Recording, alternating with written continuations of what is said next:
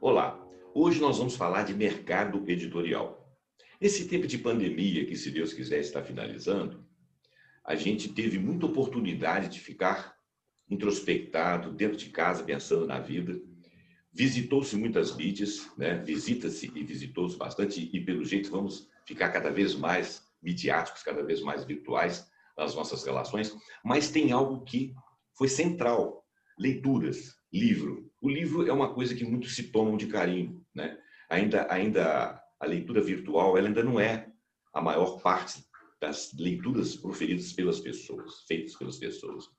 Mas esse mercado também está crescendo. Nós trouxemos aqui uma pessoa que tem uma editora, que entende tudo disso aí, para nos dar números de pesquisas e mostrar como que a coisa está acontecendo. Fica aí que a gente vai apresentá-la e ao debatedor, e daqui a pouco a gente volta.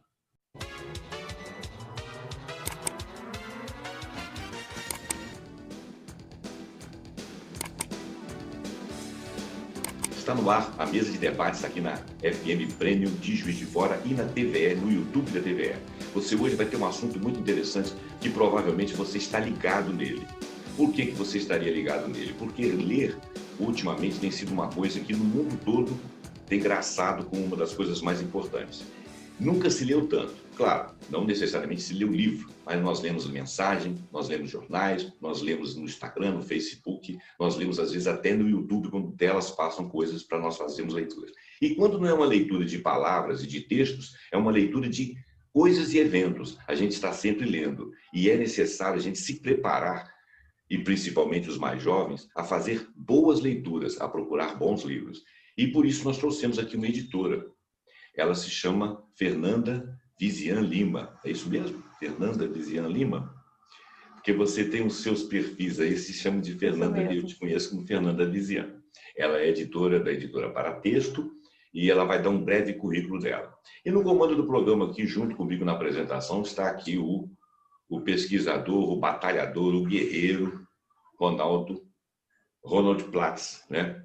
Um cara que se entende de vários assuntos, embora a ligação dele seja mais pelo lado da gestão, mas é um cara que está sempre lendo, está sempre acompanhando, está sempre fazendo leituras. Então, todos nós aqui somos leitores compulsivos e contumazes, certo? Fernanda, tudo bem com você? Foi um prazer te receber, está sendo um prazer Olá. te receber aqui. Tudo jóia, Olá, né? Zé Roberto, o prazer é meu, obrigada pelo convite. Perfeito. Ronald, está à vontade, está tudo bacana? Está tudo bonito aqui? Está bonito aí, está bonito aqui? Tudo bem, Zé? Olá, Fernanda, bem-vinda. Zé Roberto, um prazer estar com vocês aqui. É um tema que a gente vai falar hoje. É bom a gente estar falando sobre leitura, né? Eu acho que é um tema muito importante que deve estar sempre voltando à pauta e sempre sendo discutido. Porque, na verdade, foi a leitura, né, e a escrita e a impressão dessa escrita que nos trouxe a humanidade até aqui. Então, eu acredito que isso é de importância fundamental, é um dos pilares da sociedade, da experiência humana. Então, muito bom a gente estar falando sobre isso. Bacana, eu acho que você resumiu isso muito bem. Isso é um dos pilares da experiência humana. Você vê que depois que inventou a imprensa para cá, a coisa só foi crescendo. Engraçado que a imprensa, ela foi mais ou menos construída, vamos dizer, há 500 e poucos anos, e foi mais ou menos a mesma época que apareceu o açúcar, né? Que descobriram que existe o açúcar, tiraram o açúcar do lugar e deram ele para a gente. O açúcar virou um vício, a leitura não necessariamente, mas ela foi a nossa construção, não é isso? O Fernando, então eu queria que você começasse. Hein? A leitura pode ser doce também. Pode. Para mim e para você, por exemplo, e para a Fernanda, com certeza é, né? Nós somos leitores contumados, nós estamos sempre lendo, né? Mas, Fernanda, como o nosso tema como que está evoluindo o mercado editorial, mas a gente pode começar falando aqui, de acordo com a sua pauta, produção literária na pandemia e notícias sobre a recente pesquisa dos retratos de leitor no Brasil. Eu queria que você começasse a falar disso, mas antes se apresenta para o nosso público lembrar de você, que você já esteve aqui na mesa, para o nosso público lembrar de você, diz as suas aptidões, as suas referências e começa a falar, por favor, desse tema tão interessante. Sim. Agradecendo mais uma vez, José Roberto e o Ronald, pela oportunidade de estar aqui falando sobre um tema tão caro para mim, né, que é a literatura e os livros, o mundo dos livros. Meu nome é Fernanda Vizian, eu sou jornalista por formação, especialista em gestão e edição editorial. Há 3 anos eu tenho editora para texto, aqui em Juiz de Fora, e basicamente eu publico autores locais e nacionais, e também sou organizadora da Feira do Livro, aqui em Juiz de Fora, que aconteceu no ano passado, e nós sofremos também, né, o impacto pela pandemia, os grandes eventos, então a gente está planejando aí para ano que vem. Bacana. Inclusive, eu estava lendo que foi transferida para o segundo trimestre do ano que vem, né? Para não deixar de ter a Feira do Livro, né? A Feira do Livro eu tive a Isso, a oportunidade. feira a gente... Pode falar, fique à vontade. A feira a gente até pensou de fazer ela online, mas a gente perde essa questão do online, a gente perde um pouco essa coisa do leitor ir lá, conversar com o livreiro, apreciar os livros. A Feira do Livro, ela não era só venda de livro, é um evento cultural, né? Então a gente teve muita apresentação artística, teatral, música, dança. Então a gente resolveu adiar para o segundo trimestre do ano que vem, desculpa, acompanhando, né, essa evolução da pandemia, ver como vai ficar, mas a previsão é o segundo trimestre do ano que vem. Vamos falar então um pouquinho de como é que o mercado editorial ficou. Eu sei que houve um aprofundamento de leitores, está havendo mais leitores. Mas essas leituras, elas têm sido mais virtuais, estão vendendo mais livros, as pessoas estão procurando mais. Como é que está a produção literária aí e como é que estão os retratos? Diz aí para a gente, pode citar números se você quiser consultar os números, fique à vontade. A pandemia ela afetou o mercado livreiro em si, né, como tantas empresas e indústrias, né? Ninguém saiu ileso. A gente pode falar que ninguém foi afetado, assim, não teve algum tipo do seu negócio foi afetado, né? O mercado livreiro não foi diferente. Então, as livrarias sentiram esse forte impacto, porque elas foram obrigadas a fechar as portas, né? E quem não estava no mundo online precisou migrar para o mundo online. Então, muitas livrarias que não tinham, né, conhecimento das ferramentas de Facebook, Instagram, começaram a desenvolver. Então, eu tenho um conhecido, amigo livreiro daqui de Juiz de Fora, que ele se viu, né, nessa situação, livraria fechada, como fazer. Ele começou a trabalhar no Instagram e ele aumentou o número de seguidores e, logicamente, dos clientes em 20 vezes o número, né? Então, ele conseguiu começar a vender pelo Instagram. E o negócio dele, apesar de ter sido afetado, né? Até a Câmara Brasileira do Livro, ela chegou a fazer uma pesquisa que afetou em 40%, né, o rendimento dessas livrarias, pequenas editoras também, né? E agora o pessoal está começando a se reerguer. Então, essa mesma pesquisa fala que 70% já conseguiu dar esse respiro, né? Que é esse pós-pandemia que a gente já começa a viver. Fernanda, eu acho que foi na sua pesquisa mesmo, no seu briefing que eu li, que parece que quando as editoras deram esse salto, elas já conseguiram no primeiro mês, vamos dizer, acho que mais ou menos em abril, elas já conseguiram reconquistar 70% de suas vendas. E agora, essas vendas, elas ainda eram de livros físicos, né? De entrega, compra online e entrega online, ainda era pelo e-commerce, não é isso? Mas você acha que a leitura de livros virtuais, por exemplo, aqueles que vêm para você colocar no Kindle, que você pode ler no tablet, ou mesmo no computador, ou até no celular, você acha que isso aumentou? Você acha que as pessoas se sentiram instadas ali? Eu estou te fazendo essa pergunta porque eu produzo textos, né? Você produz, inclusive, os seus textos lá no Vai Ali. E produzo os meus textos. Só que eu não consigo ser sucinto igual vocês. Vocês vão lá, fazem um texto e tal. E eu vou falando, né? Eu vou escrevendo, eu faço um texto um pouco mais aprofundado. E eu noto que as pessoas querem coisas menores, né? Então, menores porque elas estão diante de uma tela e a tela está sempre pipocando outras informações.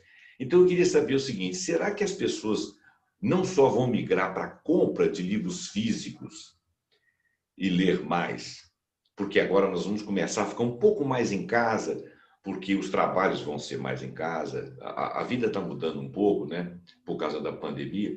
Mas será que as pessoas vão passar a ler menos livros físicos e ler mais livros na virtualidade, livros online, ou livros pelo Kindle ou pelo celular? Você acha que vai haver essa migração? Existe essa tendência, que parece que são só 4%, né, de vendas de livros digitais, não é isso? Isso. Tá, você acha Isso. que vai ter essa tendência? O que a gente percebe é que a pandemia obrigou todo mundo a ir para o meio online, né? A gente está em casa, está fazendo home office, às vezes são reuniões, essa própria reunião, né? Está online, pelo Zoom. A gente criou um distanciamento pessoal. E as pessoas fechadas dentro de casa têm que procurar alguma coisa para se entreter, né? Porque às vezes o online fica muito cansativo, né? O trabalho online, mães e pais com crianças estudando nesse ambiente online, ele suga muito. Então, elas procuram umas rotas, né, para se distrair. E nisso vem as plataformas como o Netflix, Instagram, Facebook, o Spotify, né, de música. E o livro também é uma maneira, né, de se entreter e se distrair. Hoje em dia, no mercado brasileiro, tá? São apenas 4% que leem o livro digital, né?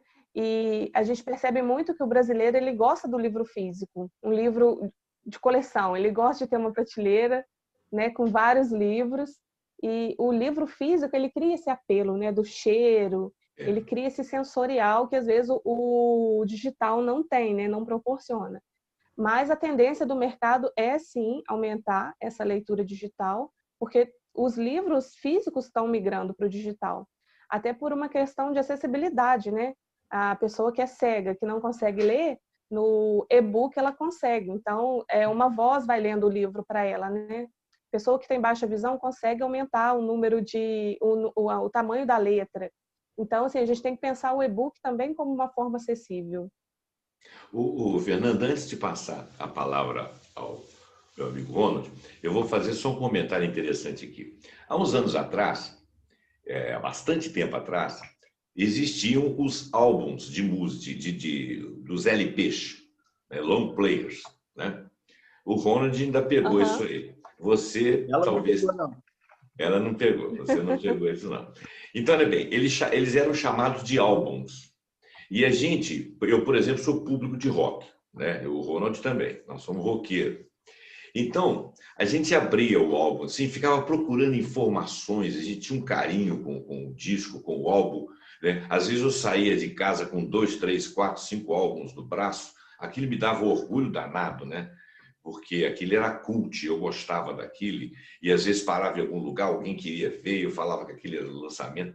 Bom, então esse apelo sensorial, esse apropriamento, essa questão da propriedade, de ser seu, quase que ser uma parte sua, e biblioteca tem um cheiro muito bom, né?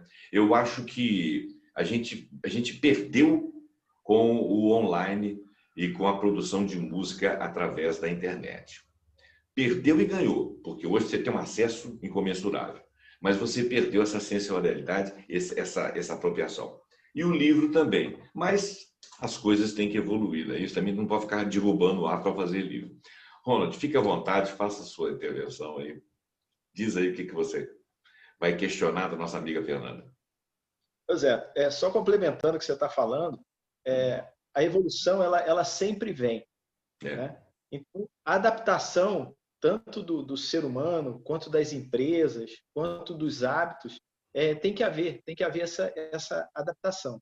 Então, as coisas que são perpétuas, e eu entendo que o livro é um ser que ele vai se perpetuar na humanidade, ele tem que se adaptar. Tem até uma frase do Bruce Lee que diz o seguinte: nós temos que ser, isso é usado em artes marciais, nós temos que ser como a água. A água, ela não confronta, ela contorna. Né? Então, você tem que ter essa flexibilidade.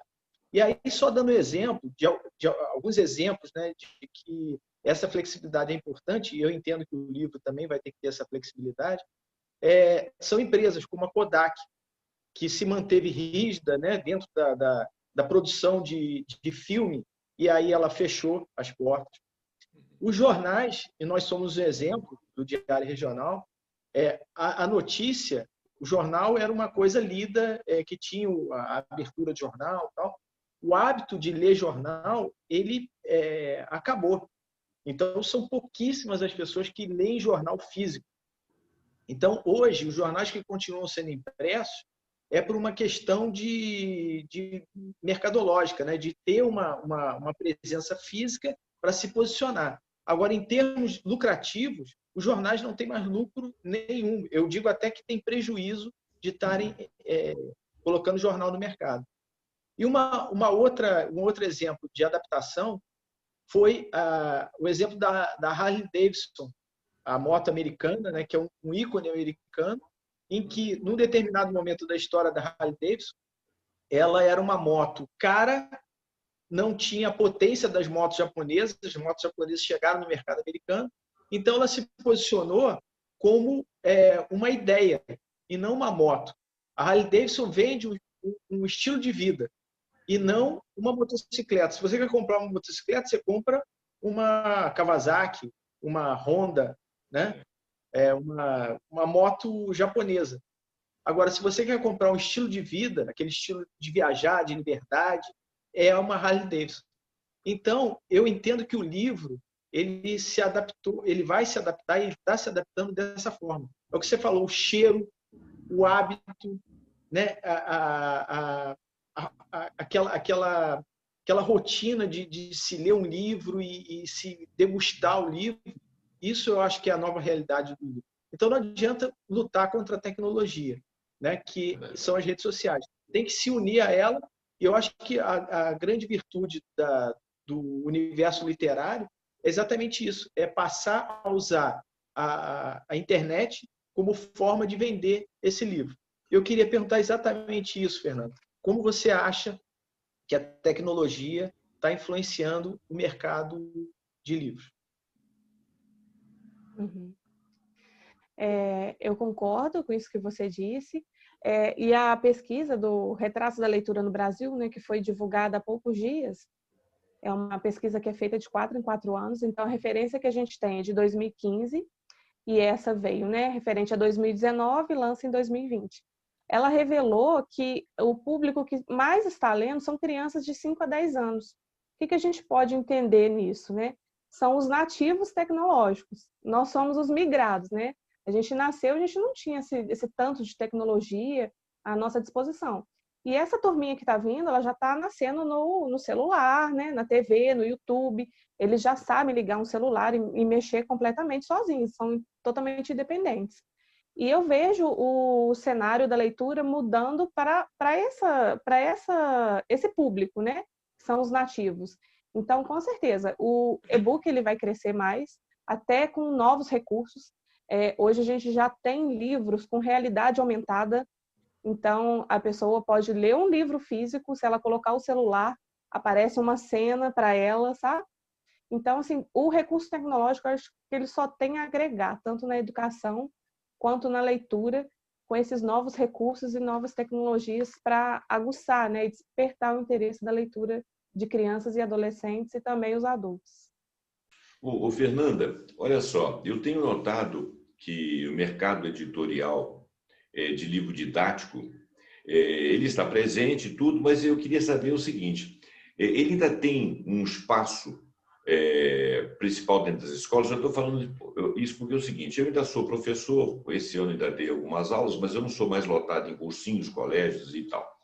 Eu sou mais por conta de eventuais, às vezes filho de amigo e tal. Eu dou aula de física e de matemática.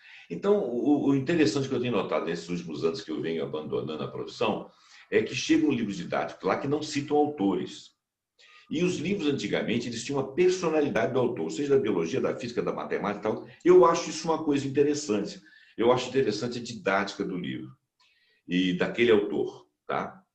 E claro que ele tem, né, na produção dele, ele obedece a certos esquemas e tudo, mas de produção, mas é uma coisa mais personalizada. Quando você traz mais de um autor, não é personalizado. E eu comecei a perceber o seguinte, que alguns livros eram mais finos, eles davam algumas dicas e mandavam a pessoa para a internet, né? Inclusive livros de escola pública, o que eu acho interessante, porque a gente sabe que nem todos têm acesso, né? e às vezes tem acesso para o smartphone, às vezes tem acesso para os celulares que não chegam a ser smartphone, são acessos precários. Então, eu estou te perguntando exatamente por causa disso. Nós não temos uma inclusão digital suficiente para que seja opcional, porque não seria opcional se você está estudando através digitalmente, né? Você acha que o livro didático está migrando também? O que você tem percebido disso aí? Sim, é uma evolução do mercado. Como você disse, hoje a gente ainda não tem condição, assim, 100% das escolas terem computador ou até mesmo o aluno, né, ter internet disponível em casa para ele ter esse acesso. Mas o que a gente percebe é que os livros, né, principalmente os didáticos, eles são construídos sim por uma equipe, né, de professores, de experts naquele assunto, né? Mas a gente está percebendo a convergência das mídias. Então, a pessoa vai ter um pouquinho ali no livro, do livro leva, às vezes, para o YouTube, leva para uma sala de aula virtual. Então, o que tem acontecido é isso, são convergências de mídia e são vários conteúdos de acordo com aquela mídia. O livro didático, acho que no futuro não vai ser diferente. Eles falam que com a virtualidade, hoje em dia, você vai poder fazer consulta médica de coisas mais tranquilas, com médicos online, com advogados online. Eles falam até que as mudanças profissionais, algumas delas, quem fala muito isso é o Rogério Pasqualino, aí, nosso companheiro aí de debate, e o Ronald também fala, que a gente vai perder algumas profissões do futuro, inclusive até a profissão de professor, né? Agora, eu acho que fazendo uma similitude aí com a questão do professor, o professor, o editor não, o produtor do livro, e tudo isso tem uma personalidade. Se a gente não tiver essa influência dessa personalidade e que traz um gabarito, traz uma didática, traz uma pessoalidade à coisa, eu acho que a coisa fica um pouco vaga. Mas, como o discurso do Ronald, ele falou que as coisas mudam, vieram para ficar, e a gente teria que acompanhar isso aí. Então, nós teríamos que aceitar. Agora, eu fico pensando assim, sobre as pesquisas que você falou, por exemplo. Você acha que existe uma tendência das pessoas lerem mais pelo fato de nós estarmos adquirindo modelos de vida um pouco mais de casa, um pouco mais de escritório, um pouco mais de ambiente fechado, ambiente em casa, menos no dia a dia? Você acha que existe uma tendência de que a gente vai ler mais? Bom, José Roberto, essa última pesquisa ela não contemplou esse período de pandemia, né? Ela é referente ao ano passado. E a pesquisa já mostrou que o brasileiro está lendo menos, a gente perdeu o número de leitores. E uma das causas que a gente vê é essa competição, né, do livro com as mídias sociais.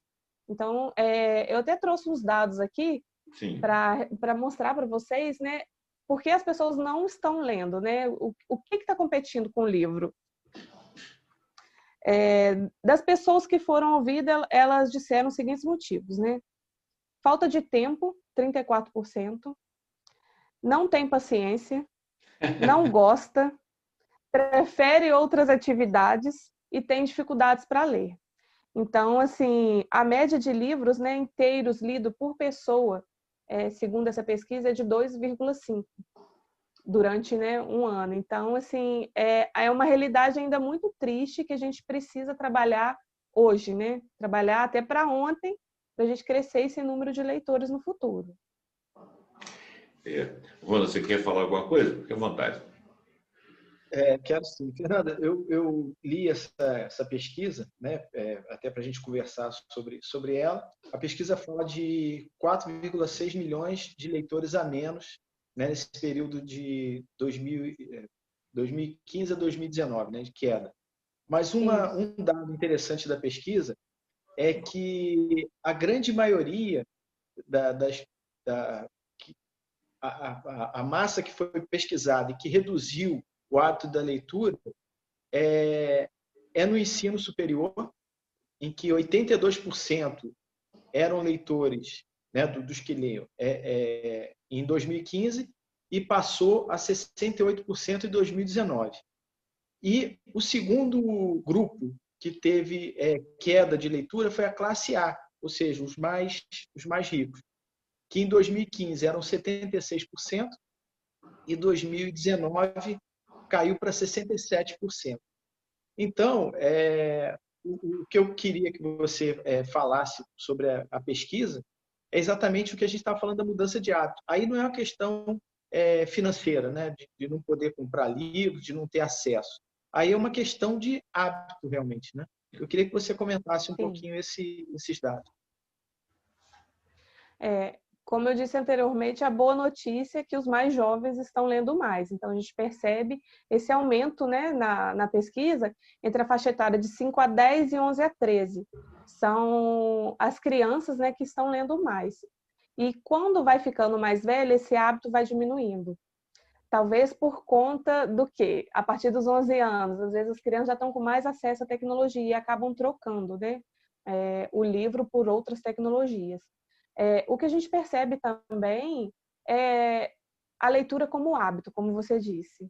E esse hábito eu consigo ver assim, em dois aspectos.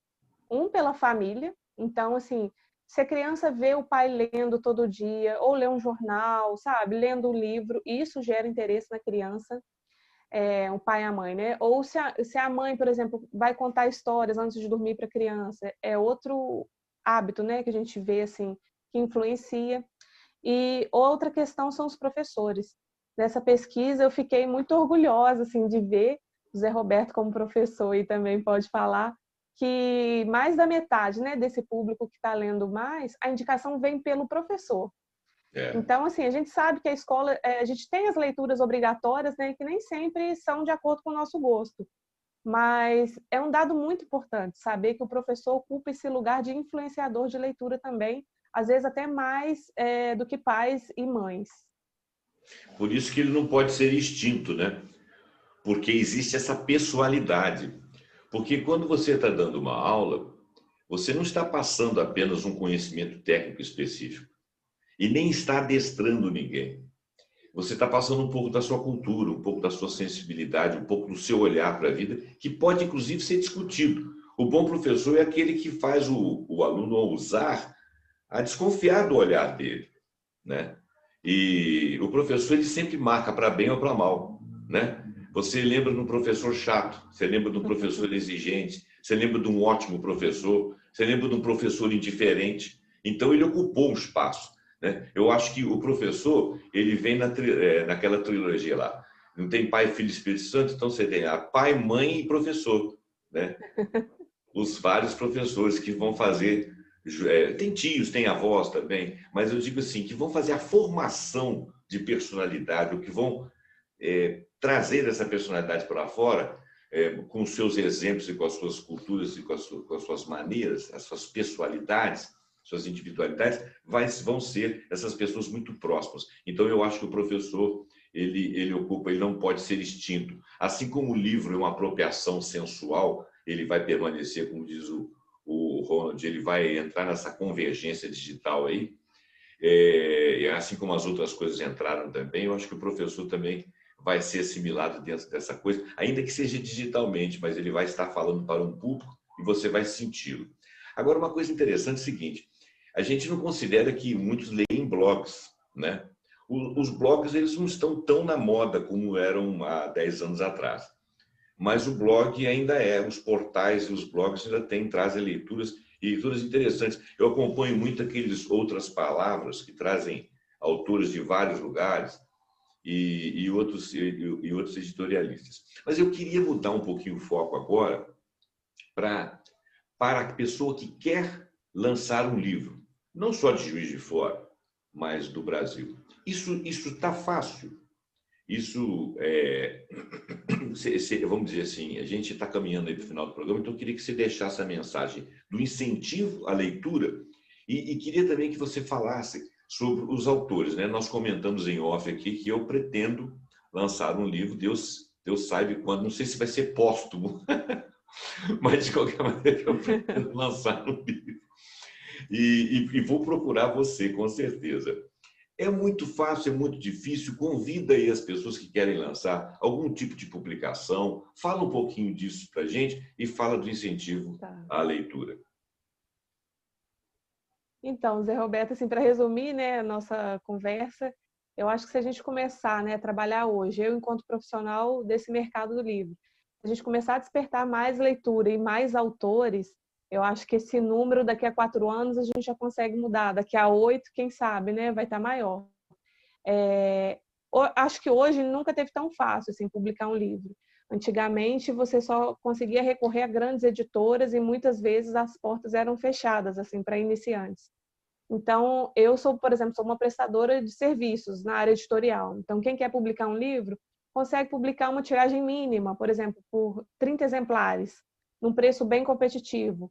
Ah, não, Fernanda, eu quero publicar só e-book. Há essa possibilidade também. Então, assim, audiolivro também é uma coisa que a gente não falou e que está super em alta no mercado também, junto com os e-books, né? Uhum. Então, assim, meios a gente já tem vários, formatos também, tiragens também. Então, quem quiser publicar um livro, é só me chamar nas redes, a gente conversa. Mas sim, tem a possibilidade de publicar, que é também um sonho, né? Publicar um livro muitas vezes está relacionado a sonhos. Tem aquele negócio de plantar uma árvore, escrever um livro e fazer uma terceira coisa. Ter um filho. Ter um filho. Ter um filho, plantar uma árvore. Isso. Ter um filho, escrever um livro e plantar uma árvore. Plantar uma árvore eu já plantei. E vou explicar como que foi. Eu acho que é bastante bacana de falar isso aqui. Eu estava numa turma, numa escola aqui em Juiz de Fora. Aí os meninos fizeram uma guerra de papel. Aí os caras arrancavam o papel limpinho do papel. Eu entrei e fiquei quieto, deixei eles brigar lá bastante. Aí uma hora eles perceberam que eu estava dentro de sala de aula. Aí eu falei, bom, vocês acabaram aí com a brincadeira, acabando tal. Então eu chamei a moça da limpeza e falei assim, olha, você não vai limpar. Você vai trazer todos os objetos para eles limparem. Ela pegou e falou assim, não, isso é minha obrigação. Aí virou um rapaz lá e falou, não, se você não fizer isso, não tem serviço para ela. Eu falei, se você não tem capacidade nesse momento de discutir isso, não. Você está no meio de uma confusão. E quem está decidindo aqui sou eu, vocês que vão limpar, você, por favor, traga. Aí ela trouxe lá e tal, eles pegaram limparam rindo, brincando, guardaram e tal. Porque eu não era severo, né? Então eles fizeram tudo isso brincando e tal. Aí quando chegou no final, eles fizeram um saco, menina, um negócio imenso. Eu falei assim, sabe quantos quilos de papel dá uma árvore? Com 50 quilos. Né? Então, vocês aqui pegaram uma partezinha de árvore e tal. Então, agora, como aqui tem uma horta, não sei aonde, lá, vocês vão plantar uma árvore lá. Aí nós fizemos uma solenidade, eles plantaram uma árvore, deram meu nome para a árvore, fiquei até com medo dela morrer, eu morrer junto. Aí deram o nome da árvore, deram meu nome para a árvore. Eu fiquei muito feliz da vida. Então, eu já plantei uma árvore, já contribuí para plantar uma árvore. E eu acho interessante... Só falta o livro. Só falta o livro, só falta o livro. Eu acho interessante essa passagem, porque os meninos... aquilo ali foi uma experimentação, entendeu? Você precisa de ver a alegria deles quando eles plantaram a árvore, sabe? Foi um processo que eu tive um insight, assim, né? Foi o espetacular foram eles que foram espetacular. Eles começaram um processo e terminaram muito bem, eu fui apenas o condutor. Fiquei muito feliz de ter acontecido isso. Então, agora eu só preciso da sua ausência, da sua anuência de escrever esse livro. Ô, Fernanda, eu fiquei muito feliz de conversar com você aqui. Você está falando de uma coisa que eu gosto muito desde a minha tenra idade. Eu fui uma criança que gostava de ganhar livro. Quer dizer, eu era considerado um ET, né? Porque todo mundo gosta de brinquedo, eu gostava de livro. E ganhava livro, eles me davam livro. O meu pessoal lá me dava livro. Eu passei a minha infância vendo meu pai ler, vendo meu avô ler, entendeu? Vendo um tio, meu irmão da minha mãe, ler. Eram pessoas contumazes. E eu, às vezes, pegava os livros dele. Né? Eu acho que você está no lugar certo, que você produz um produto, você produz algo que historicamente é de qualidade, como o Ronald falou, é a tônica da nossa civilização. Então, eu vou agradecer a sua presença e vou agradecer a presença aqui do Ronald também. E eu acho que eu vou ter que caminhar para o final do programa, né, Ronald? Porque senão você vai ter muita coisa para editar, né? Então, eu vou deixar... Deixa eu só fazer um comentário breve aqui. Sim. Dar os parabéns à Fernanda pelo trabalho, né? Que é um trabalho que realmente muda vidas e muda a sociedade, que é o trabalho de editar livros, de criar essa possibilidade, né, da criação dos livros. Ela fez um comentário sobre o maior influenciador na leitura, que são os professores. Isso me deixa muito otimista em relação ao futuro, Porque eu vi na pesquisa que o primeiro são os professores, né? Os maiores influenciadores. Depois vem as mães. Em terceiro, pais, os pais e tios, né? Aí vem um grupo ali. E o Zé Roberto acabou de dar esse exemplo aqui, que o hábito da leitura veio da influência da família. Então, eu acho interessante isso, né? O fato da família influenciar. Uma outra coisa que eu acho interessante também, que o livro mais lido é a Bíblia. Então, a importância também, né, independente da religião de cada um, ou de não ter uma religião, mas a importância de, já que existe uma religião, as pessoas terem esse hábito de leitura também, né, nos seus grupos. Né? Então, eu sou muito otimista em relação a isso, e principalmente essa quebra de mercado, né, em que uma editora de menor porte consegue ter seu espaço, né? Isso veio com a tecnologia, com essa evolução do mercado. Então, dar os parabéns à Fernanda pelo trabalho e desejar muita sorte, porque o seu trabalho muda a vida. Fernanda, pode fazer suas considerações Muito obrigada, finais? Ronald. Eu agradeço a oportunidade, as palavras do Ronald, de suas também, José Roberto. E sempre que possível, tiver um espaço, vamos falar assim sobre literatura e sobre livros. Tá certo. Sempre que a gente tiver espaço aqui, a gente vai chamar você, e sempre que a gente quiser falar de livro, esse incentivo à boa vida, né, às boas regras, a gente vai lembrar de você. E o nosso público pode lembrar da editora Paratexto, né? A Fernanda está aí não só trabalhando, mas ela está também criando produtos de qualidade, porque você pode produzir alguma coisa de qualidade através do trabalho dela. Então, eu agradeço a Fernanda, dou os parabéns a ela pelo conteúdo, pela cultura, né? Ela é uma articulista também na minha mídia lá, eu fico muito feliz de tê-la lá. Muito obrigado, Ronald, pelas suas intervenções. A entrevista cresceu muito, o debate cresceu muito com as suas intervenções. Eu vou agradecer também você, o nosso público, que esteve aqui lendo, bebendo e principalmente lendo essas realidades aqui. O que a gente trouxe aqui são realidades que vão constituir o nosso futuro, gerações após gerações. Já construíram a civilização do passado, como o Ronald diz, e vão continuar construindo as do futuro. Muito obrigado e até a próxima mesa de debate.